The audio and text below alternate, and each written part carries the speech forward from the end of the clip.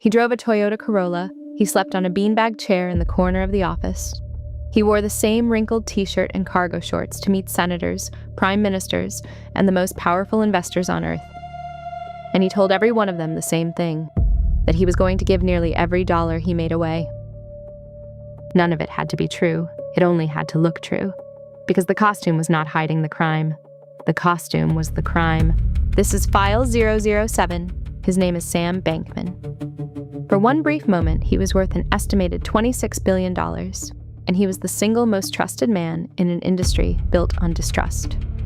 Then, in roughly 72 hours, he lost all of it, and so did more than 1 million people who had handed him their savings.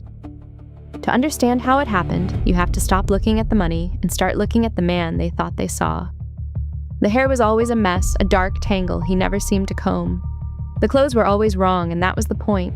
He could have bought any suit, any car, any house on the planet. He chose a Corolla and a t-shirt. And in finance, a man who can obviously afford more and chooses less reads, as a man who must care about something bigger than himself. He told everyone exactly what that something was. He called it effective altruism.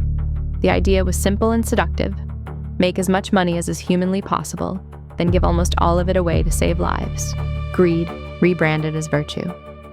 So when Sam Bankman made billions, people did not see a billionaire. They saw a mission with a person attached. This is a trick the human brain plays on every single one of us. Psychologists call it the halo effect. We notice one good trait, modesty, brilliance, generosity, and without ever deciding to, we assume the rest of the person matches it. We stop checking. We let the halo do the checking for us. In 2021, he flew out to meet Sequoia, one of the most famous venture capital firms in the world. During the pitch, while he was explaining how he would swallow the entire global financial system, he was also playing a video game, League of Legends, running in another window in the middle of the meeting. The partners did not walk out. They fell in love. One of them messaged the others a single line. I love this founder. Sequoia then published a glowing profile on its own website that compared him, with a straight face, to a young Warren Buffett. And once Sequoia said yes, the wall broke. BlackRock came in, SoftBank came in, Tiger Global came in, Temasek, the sovereign wealth fund of Singapore, came in. So did the Ontario Teachers' Pension Plan, retirement money belonging to Canadian school teachers who had never once heard his name. Not one of them, it would later turn out, looked carefully at where the customer deposits were actually being kept. Why would they? Everyone they respected had already said yes. That is the second trick, stacked right on top of the first. Social proof. If the smart money is in, it must be safe, so you skip the homework and copy the answer off the person sitting next to you. By then, FTX was valued at $32 billion, and his face was on everything. Tom Brady took equity in the company. So did the supermodel Gisele Bündchen and the basketball star Steph Curry. Larry David starred in a Super Bowl commercial that told roughly 60 million Americans not to be the idiot who missed out. An NBA arena was renamed FTX Arena. Major League Baseball umpires wore his logo stitched onto their chests. He became one of the largest political donors in the United States, writing checks to both parties. The costume was no longer just an outfit. It was a uniform that millions of people recognized and trusted on sight. And underneath it, the books were a lie. Here's what the halo hid. FTX was the exchange, the place where ordinary people deposited their savings to buy and sell. But Sam owned a second company too, a hedge fund called Alameda Research, run by his former girlfriend, that placed enormous, risky bets with borrowed money.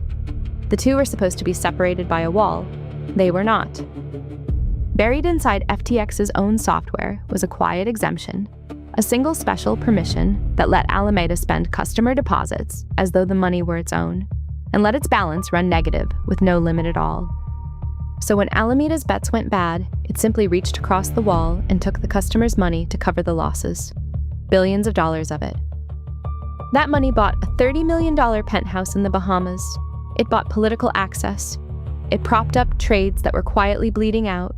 And the hole, where the customer deposits used to be, just kept getting deeper, invisible to everyone on the outside, because the man standing in front of it looked like the most honest person in the room. In November of 2022, a single leaked document brought the whole thing down. It revealed that most of Alameda's supposed fortune was not real money at all. It was FTX's own invented token, a coin Sam's companies had largely conjured out of thin air and then counted as wealth. The largest exchange in the world, Binance, read that document and announced it was dumping every one of those tokens it held. The price collapsed. And in a sudden panic, more than 1 million customers tried to pull their money out of FTX on the very same day. The money was not there. It had not been there for a long time. $8 billion in customer funds, gone, spent, lent to a hedge fund that had already lost it. Within 72 hours, the $32 billion company filed for bankruptcy. The costume came off in front of the entire world, and there was nothing standing inside it. Sam Bankman was arrested in the Bahamas, extradited, and put on trial in New York. The jury took just a few hours to convict him on all 7 counts. The judge sentenced him to 25 years in prison and ordered him to forfeit $11 billion. He was 32 years old. But the sentence is not the part worth remembering. The part worth remembering is how easy it was. Easy for elite venture capitalists. Easy for a national pension fund. Easy for a Super Bowl audience of 60 million people. Easy for all of them to mistake the appearance of virtue for the fact of it. The messy hair, the cheap car, the promise to give it all away. Every one of those was a signal that quietly said the same thing. Stop checking. This one is different. This one you can trust. That is the entire mechanism. The halo effect does not hide the danger from you. It convinces you that you never needed to look for it. So the next time someone seems too humble, too brilliant, or too generous to question, that is the exact moment to ask the boring question out loud. Where, precisely, is the money being kept? And can I see it? Because the people who failed to ask were not fools. They were some of the sharpest investors alive. They just trusted the costume. This was file 007. Every file here is the record of one expensive decision and the quiet glitch in the mind that made it feel reasonable. The receipts don't lie.